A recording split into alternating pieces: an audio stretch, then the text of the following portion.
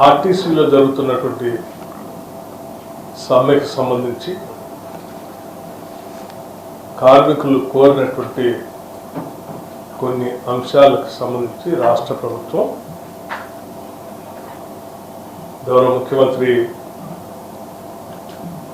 రేవంత్ రెడ్డి గారు ఒక cabinet sub కమిటీని నియమించి మీ అందరితో చర్చించి సాధ్యమైనంత మేరకు ఆర్టీసీ మన సంస్థ అందులో పనిచేస్తున్నటువంటి కుటుంబాలందరూ కూడా మన కుటుంబాలు. దురదృష్టవశాత్తు ఆ కుటుంబాలకు సంబంధించిన వ్యక్తి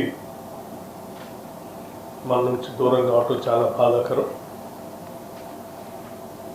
అటువంటి పరిస్థితుల్లో రాకుండా ఉండాలి. కార్మిక కుటుంబాలన్నీ కూడా సంతోషంగా ఉండాలి. ఇది ప్రజాప్రభుత్వం. తప్పనిసరిగా వారందరితో మాట్లాడి సానుకూలంగా కొన్ని నిర్ణయాలు చేయాలన్నటువంటి ఆలోచనతో ఈ క్యాబినెట్ సబ్ కమిటీని నియమించడం జరిగింది. దాంట్లో భాగంగా మీతో సుదీర్ఘంగా ఈరోజు ఉదయం నుంచి ఇప్పటివరకు మాట్లాడిన పిదప మీరు లేవనెత్తినటువంటి ప్రధానమైనటువంటి అంశాలు, ముఖ్యంగా ఆర్టీసీకి సంబంధించి టీజీఆర్టీసీకి సంబంధించి గుర్తింపు ఎన్నికలు నిర్వహించుకోవటానికి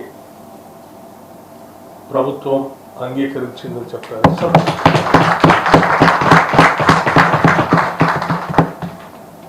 ఈ ఎన్నికల నిర్వహణ కోసం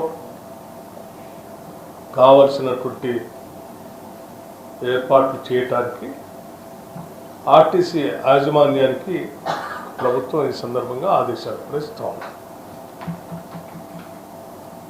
అలాగే మరొక ప్రధానమైనటువంటి అంశం, దశాబ్దాల పైబడి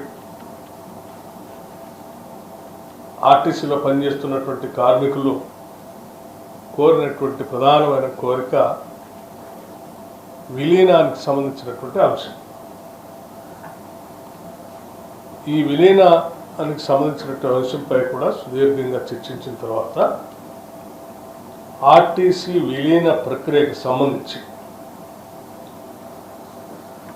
అధికారులతో మరియు కార్మిక నాయకులతో కలిపి ఒక అధికారిక కమిటీని ప్రకటించడానికి నిర్ణయించింది.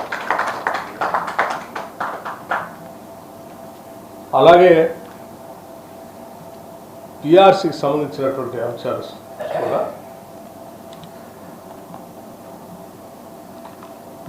అనేక అంశాలని లోతుగా అధ్యయనం చేసిన తర్వాత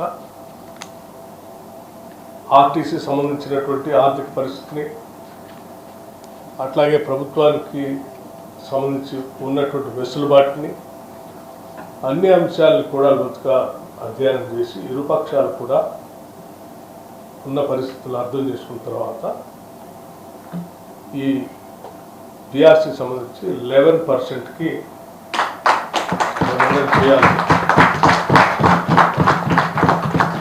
ప్రభుత్వం నిర్ణయించిందని చెప్పడానికి సంతోషిస్తూ ఉన్నాను. అట్లాగే మిగతా సంబంధించినటువంటి లేవనెత్తిన అనేక అంశాలు, ఆ అంశాలన్నీ కూడా ఆర్టీసీ యాజమాన్యం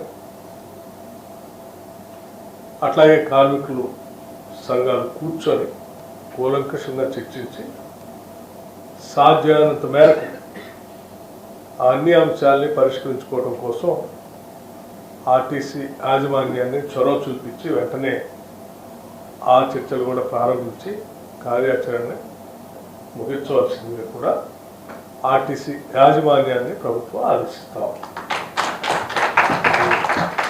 ధన్యవాదాలు.